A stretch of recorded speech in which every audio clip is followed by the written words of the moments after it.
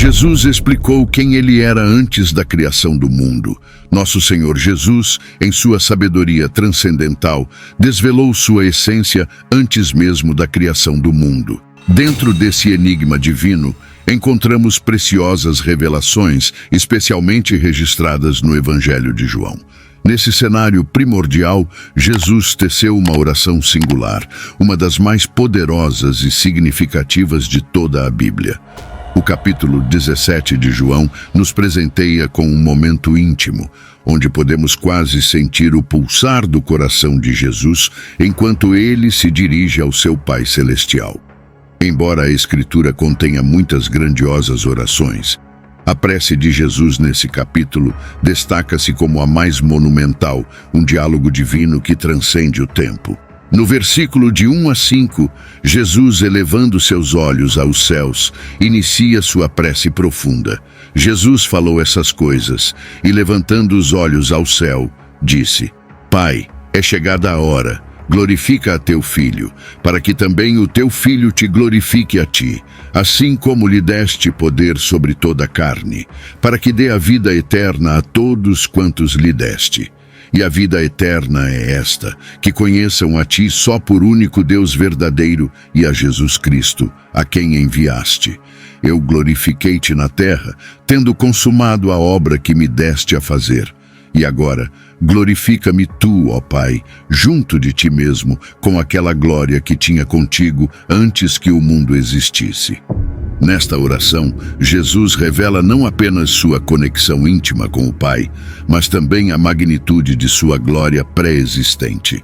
É uma janela para a eternidade, onde a divindade resplandece antes mesmo da fundação do universo. Antes mesmo da formação da Terra, Deus existia com sua majestade, compartilhando essa grandiosidade com seu Filho. O livro de Gênesis, repleto de relatos de inícios, incluindo a criação da humanidade e de todas as criaturas, não marca o começo de Deus. Ele já estava presente nas primeiras páginas da Bíblia, testemunhando a criação do universo. Antes que nosso universo ganhasse forma, a eternidade estava preenchida por algo ou alguém. E as Escrituras afirmam claramente que esse ser é Deus. Ao longo das páginas sagradas, encontramos versículos que nos revelam que Deus não foi criado. Ele é eterno em sua existência, sempre foi e sempre será. No capítulo 1 de Gênesis, o singular El dá lugar ao plural Elohim, sugerindo a presença de 3 ou mais deidades. Assim, a primeira frase da Bíblia em Gênesis apresenta um substantivo no plural, conjugado com um verbo no singular. Embora essa construção possa parecer gramaticalmente peculiar, teologicamente ela sugere a complexidade divina de Deus como uma trindade. A verdadeira profundidade da oração muitas vezes revela o cerne mais íntimo de uma pessoa. João 17 oferece uma oportunidade única para contemplarmos a natureza e o coração de Jesus, revelando a conexão íntima entre o Pai e o Filho desde tempos eternos. Nesta prece, Jesus aborda temas fundamentais que permearam todo o Evangelho, tais como glória, glorificação, envio, fé, mundo e amor. Ele clama para ser glorificado, não movido por um desejo egoísta, mas sim com a preocupação sincera de que sua glória resulte na glorificação do Pai. Pai, chegou o momento. Manifesta a glória do teu Filho, para que, por sua vez, ele manifeste tua glória. Embora a hora da glorificação de Jesus ainda não tenha se concretizado, agora é o momento. A primeira petição de Jesus na oração é por si mesmo, mas essa súplica não é egoísta. Sua preocupação consigo mesmo é intrinsecamente ligada à glória do Pai. O Filho, compreendendo que só pode glorificar o Pai se este responder à sua oração, suplica: glorifica teu Filho. Jesus não espera até o cumprimento de sua obra na cruz para começar a glorificar o Pai. Toda a sua vida na terra foi uma contínua glorificação a Deus, desde a circuncisão e dedicação no templo, até os anos de tranquila obediência em Nazaré. A fé, obediência e trabalho de Jesus durante seu ministério terreno foram expressões constantes dessa glorificação ao Pai. Cada sermão proferido, cada pessoa cega ou enferma curada, todas as instruções e treinamentos para os discípulos, cada confronto com líderes religiosos corruptos, cada resposta a uma pergunta, cada toque amoroso, todos esses eventos convergiram para glorificar a Deus Pai. Em um momento significativo, Jesus declarou com divina confiança e segurança: terminei a obra. Ele via a obra na cruz como algo já consumado. Ao pedir ao Pai que o glorificasse, Jesus não buscava independência, mas sim uma dependência total e contínua em Deus Pai. Enquanto muitos buscam elogios e atenção, o apelo de Jesus pela glorificação é singular. Ele clama: glorifica-me junto contigo, revelando uma diferença fundamental entre dependência e independência. O texto também nos revela que Jesus busca a glória com a mesma magnitude que o Pai possui. Isso não é um pedido de igualdade, mas um reconhecimento da interdependência divina. Em suas palavras, com a glória que tive contigo antes que o mundo existisse, Jesus demonstra uma consciência profunda de sua pré-existência e da natureza dessa existência eterna.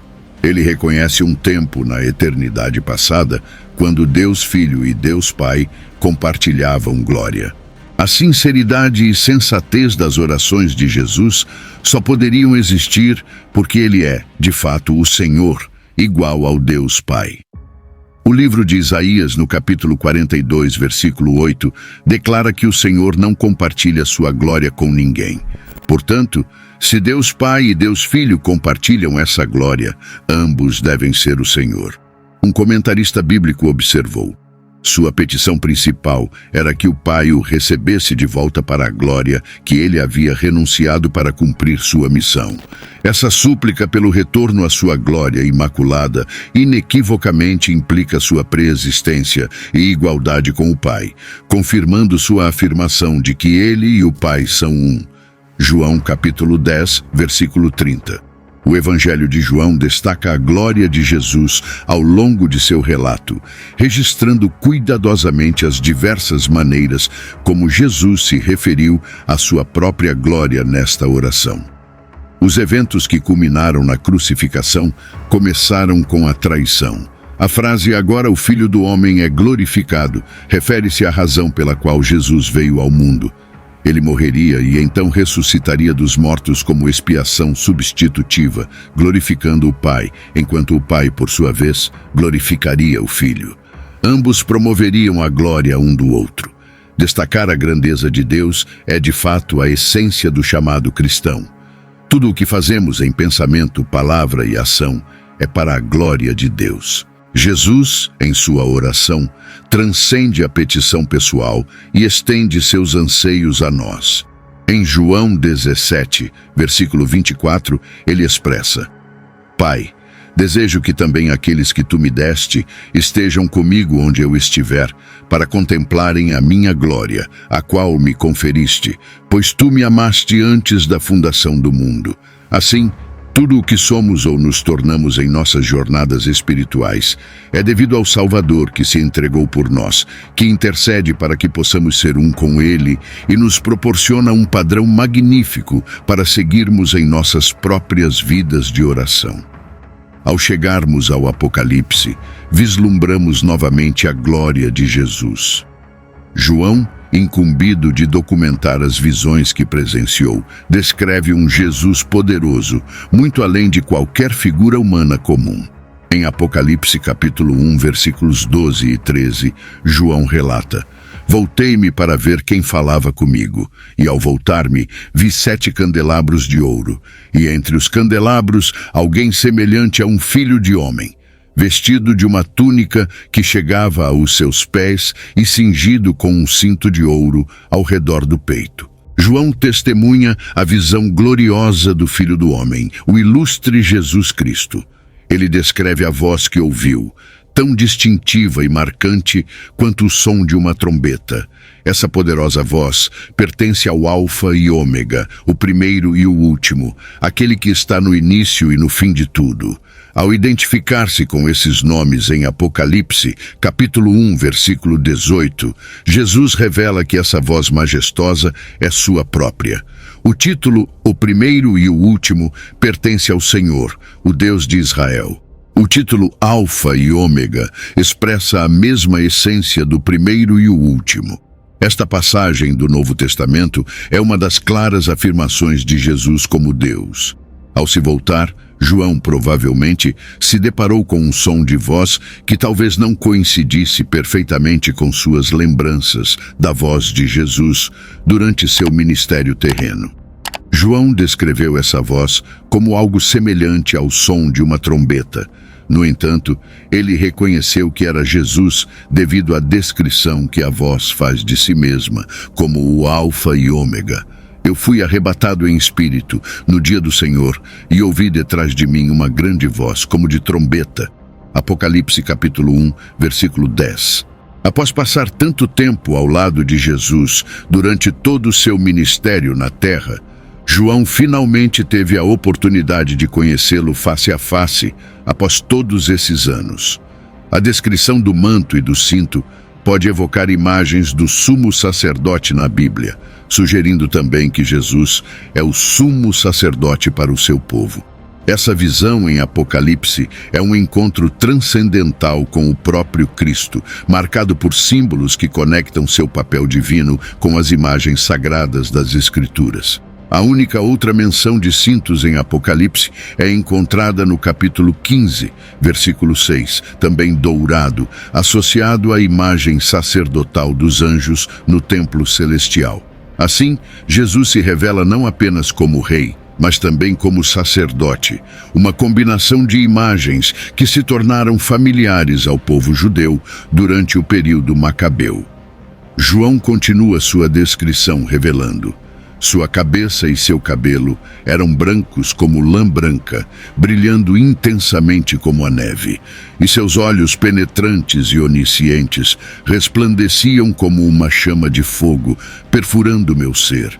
Seus pés eram semelhantes ao bronze polido, brancos e incandescentes, refinados em uma fornalha, e sua voz era poderosa como o som de muitas águas. Apocalipse capítulo 1, versículos 14 e 15. A descrição dos olhos de Jesus ecoa narrativas semelhantes encontradas no livro de Daniel, capítulo 10, versículo 6. E o seu corpo era como turquesa, e o seu rosto parecia um relâmpago, e os seus olhos como tochas de fogo, e os seus braços e os seus pés como cor de bronze assacalado, e a voz das suas palavras como a voz de uma multidão. Além disso, a descrição de membros semelhantes pode ser encontrada na visão de Ezequiel, conforme registrado em Ezequiel 1, versículo 7. E os seus pés eram pés direitos, e as plantas dos seus pés, como a planta do pé de uma bezerra, e luziam como a cor de cobre polido. Essas características angelicais presentes na visão de João sobre Jesus não o rebaixam ao nível dos anjos, mas, pelo contrário, enfatizam a imensa grandeza de Jesus. Ele é retratado como nada menos do que glorioso, superando até mesmo a majestade de um anjo. Os olhos flamejantes, descritos como fogo, evocam não apenas a paixão, conforme é encontrado na literatura grega, mas também podem representar os olhos sobrenaturalmente ardentes de seres divinos ou anjos. O metal brilhante, por sua vez, pode simbolizar a glória de Deus, como visto em Ezequiel 1, versículo 27. Outros aspectos sugerem que, enquanto João retrata a glória de Jesus como nada menos que a de um anjo, certamente ele é mais do que um anjo. O rosto de Jesus resplandecendo como o sol segue uma tradição grega que ocasionalmente retratava divindades brilhando como o sol ou o relâmpago. Textos judaicos fizeram o mesmo com anjos e ainda mais grandiosamente com Deus. Continuando em Apocalipse 1, versículo 16 e 17, João descreve: "E ele tinha na sua destra 7 estrelas, e da sua boca saía uma aguda espada de 2 fios, e o seu rosto era como o sol, quando na sua força resplandece. E eu, quando o vi, caí a seus pés como morto. E ele pôs sobre mim a sua destra, dizendo-me: Não temas, eu sou o primeiro e o último." Mesmo sendo um apóstolo que conheceu Jesus durante seu tempo na terra, João ficou maravilhado ao ver essa visão incrível. Os 3 anos que João passou com Jesus não foram suficientes para prepará-lo adequadamente para o momento em que Jesus lhe apareceu em toda a sua majestade celestial. Neste momento, João percebeu a magnitude do poder divino e da majestade que Jesus havia temporariamente renunciado enquanto caminhava na terra, um ato ilustrado em Filipenses 2, versículo 7. Jesus não esvaziou sua divindade nem a diminuiu. Ele apenas temporariamente abriu mão da manifestação externa de sua igualdade divina e da legítima dignidade que lhe era devida. Ao tomar a forma de um servo e ser feito à semelhança dos homens, ele tornou-se completamente humano, ainda que sem pecado, sendo plenamente Deus e plenamente homem. Neste momento, João compreendeu o milagre que foi Jesus manter sua glória e autoridade enquanto percorria esta terra.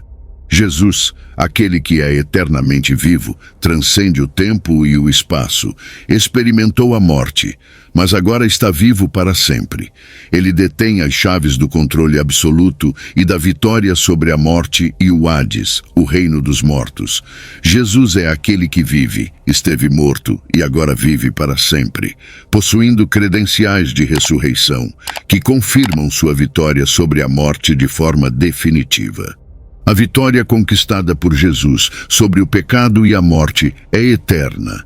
Ele não ressuscitou dos mortos apenas para enfrentar a morte novamente. Jesus é o único detentor das chaves do Hades e da morte. Alguns erroneamente acreditam que o diabo tem autoridade ou poder para determinar quem vive e quem morre, mas estão enganados, pois somente Jesus tem essas chaves. A palavra Apocalipse, que significa revelação e desvelamento, era originalmente conhecida em grego antigo como Apocalipsis. O livro do Apocalipse é uma revelação de Jesus Cristo, pertencendo a Ele e sendo feita por Ele. Jesus é a pessoa central sobre a qual o livro nos fala.